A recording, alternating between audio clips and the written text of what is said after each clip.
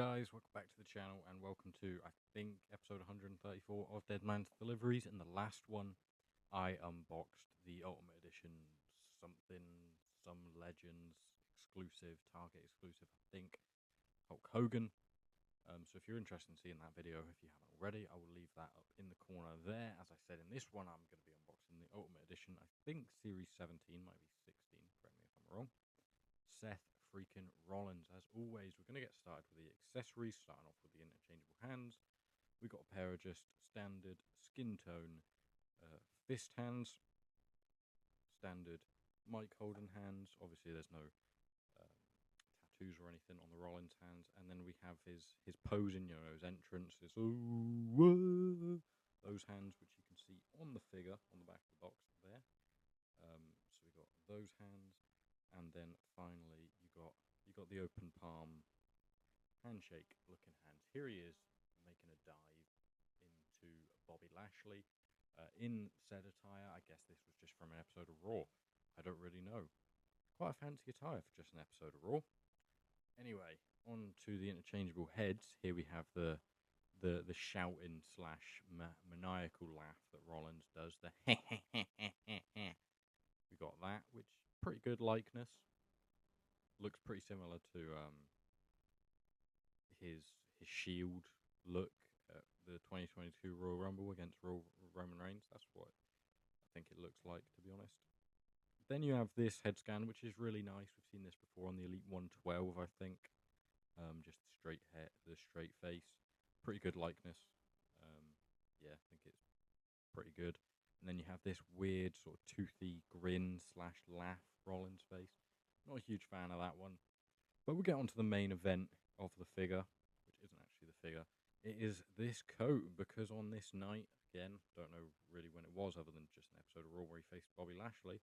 I guess Seth Rollins was doing his best impression of Joseph from the Bible and his Technicolor dream coat. So yeah, we got all the sort of different shapes, a bit of a mosaic, like stained glass window with all the silver sort of stud designs in there. You got the I don't know what you call them. They're not ropes. They're obviously not ropes, but they tie in the front. I don't know what they're called, to be honest. You got the sleeves there with the fur on the cuffs, and then the fur going all the way around the collar. Sorry. I'm forgetting basic words here, but yeah, that's all the accessories. Up next, here is the figure. Obviously, it looks a bit weird because I have taken his hands and his heads off just to get a closer look at it. But here is the figure. So we got the plain black base for the kick pads, the knee pads, and tights with some. Well, it's basically just lines. I was going to say like geometric prints, but for the most part, it is just lines. So obviously, you also got the toe bend. While we're at it, we got the toe bend. We got the drop down hips. We have the double jointed arms, which is now the norm, and you've got the butterfly joints and the Ultimate Edition torso with the correct tattoo detailing on it of his. I would say Chinese. I'm not fully sure. It might be Japanese. So correct me if I'm wrong. Could be Mandarin, could be Japanese or something. But he's got the characters on his back, which mean like. I remember watching an episode of Superstar Inc. I don't know if I did actually, because Rollins doesn't have that many tattoos. I've seen a video of something on YouTube where he explains what these mean. They mean like hope and prosperity and stuff like that. But yeah, you got them. And you've got the chest hair, which for some reason Mattel seemed to just leave off of some Seth Rollins figures for a laugh. They also leave off his tattoos, which is really weird. Mattel are just... There's not really any explaining what they do sometimes. I can understand them using different parts and then, you know, they make a figure and one thing's wrong with it, and then the next figure they correct it, because obviously a lot of people are going to buy both figures instead of just the first perfect figure, which I can understand. It's obviously a dick move, but it's business, so I get that. But just leaving them off completely makes no sense, because it's not accurate. It's not like it's from times when he didn't have the tattoo detailing. But anyway, yeah. So we got the orange, we got the light blue, the red slash. It's quite a deep red. I mean, it looks more deep on camera. It's actually just quite a normal red, and the yellow, all like wrapping around the kick pads. We got them following on to the knee pads. It doesn't really follow on per se. I guess that one kind of looks like it does. This one doesn't so much. It's sort of all just random designs by the look of it, going onto the knee pads, follow around the back, and then you've got more yellow, and then you have this sort of stud design in this square slash diamond, depends on how you look at it, with it's kind of like a goldy background in the checker. I don't know what you call that, but you know, the board sort of pattern with the yellow and the blue spots, and then it's the same on the other side, just swapped around a little bit. You have the same design in the middle in the belt buckle there, which is quite cool. You got the belt wrapping round, obviously sculpted on, and then you have the same lines carrying on up the figure. So yeah, that's everything detail wise. The articulation's all good. Very wide, obviously you can get with the drop down hips. This was before the Vietnamese factory, as far as I know. We can get this to focus. Yeah, made in China.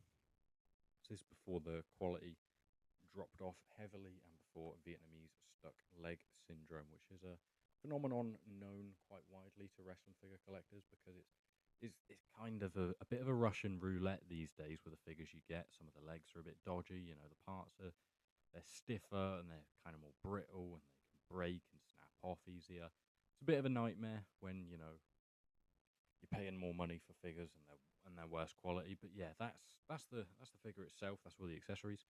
So I'm gonna take a minute. I'm gonna put all the accessories on, pose them around a little bit, and I'll get back to you with how it looks all done up and just my kind of thoughts on the figure. So yeah, won't be a second. So before I put the extravagant looking coat, extravagant, not extravagant. That's quite rude. Might get me demonetized, or it would if I was monetized. But yeah, before I show you that, I thought I'd just show off this t-shirt because it's one of my favorite Rollins t-shirts.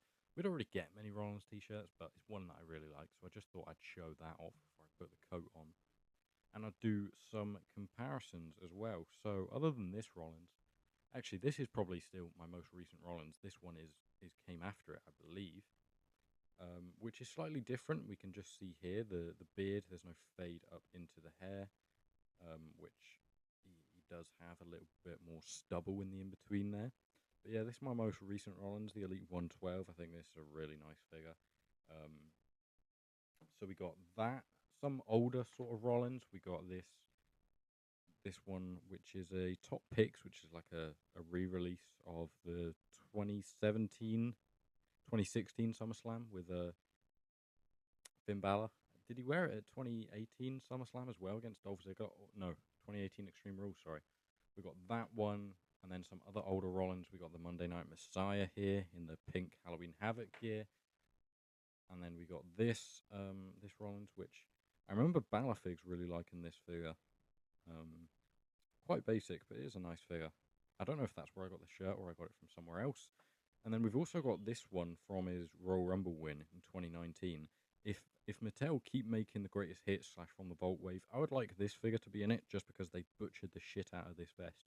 I remember Mac Decals, a customizer on Instagram, made his own one and it was so much better. This is so simple compared to what the actual design was. If I can be asked, I will put it here.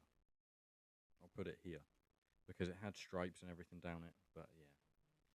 And then final comparison. This is my other Ultimate Edition Seth Rollins. This is from Clash in the Castle 2022.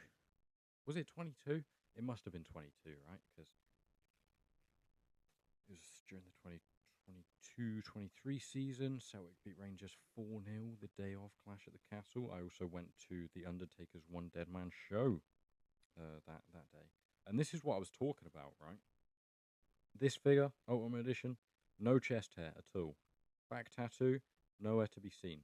How weird is that? Why have they done that? That's such a weird inclusion. It kind of reminds me of the unmatched Young Bucks figures again, if I remember, and I can be asked. I'll leave it up here, which is an idea for a faction, but you know, should you have a faction just because they match clothes? Probably not. But anyway, yeah, I'll get back to you again when the coat and all that fancy stuff is on. So here we have it. Here is Seth Rollins, a man who, according to Roman Reigns, raids his wife's wardrobe in a very fancy coat. Here he is. I should probably have him spinning around. How unprofessional am I? Quite, because I'm not actually a professional at this. I don't get paid anything for it, unless you want to pay me for it. No, you don't. Fair enough. If you do want to pay me for anything, you can look at my Vinted. It is linked below. I've got stuff for sale. Like this Yokozuna figure. That is just such a great likeness, isn't it? He's also got a bucket, which I'm not going to tell you what he does with that bucket, but anyway. So yeah, as I said, these things that tie it together, I still have not thought of what it's actually called. They are actually fully functional. They do tie it together, so when you take it apart, it does part. So that's how it looks. That's why I put the t-shirt on, because I thought it looked quite cool, in my opinion. But yeah, looks quite cool. It's fancy, you know, lots of colours, good for the kids. You know, albeit Ultimate Editions figures these days, I feel like they're less for kids than before. I mean, the basics maybe not so much, because the basics are better articulation wise. There's more playability in them, so you know that's good for kids. But Ultimate Editions, especially like the Colosseum collection, collectible, whatever it's called, that sort of is more for the older collectors, which I don't think has ever really been tailored to specifically before, which is kind of quite cool. But at the same time, they are toys, so if they're tailored to kids, I don't mind. It's probably my fault for still playing with them when I'm not a child. But anyway, here he is laughing. That's about it, really.